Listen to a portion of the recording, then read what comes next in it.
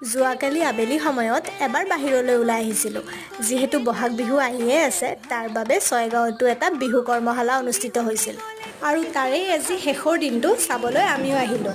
আমি আহি পোৱালৈ তেখেতসকলৰ শোভাযাত্ৰাও আৰম্ভ হৈছিল। সেইখিনি সময়ত বিহুতলীত বৰ বেছি মানুহ নথকাই আমিও এবাৰ তাৰ ওচৰতে থকা হৰি মন্দিৰটোলৈকে আহিলোঁ। অলপ সময় পিছতে অনুষ্ঠানটি আৰম্ভ হৈছিল আৰু তাত পুলক নিশাচৰো উপস্থিত হৈছিল।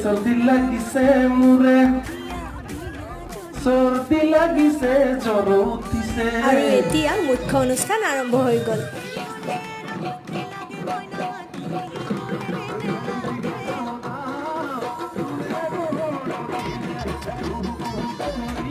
অলপ সময় এই অনুষ্ঠানটি উপভোগ কৰি আমিও ঘৰলৈ আহিব ওলালোঁ।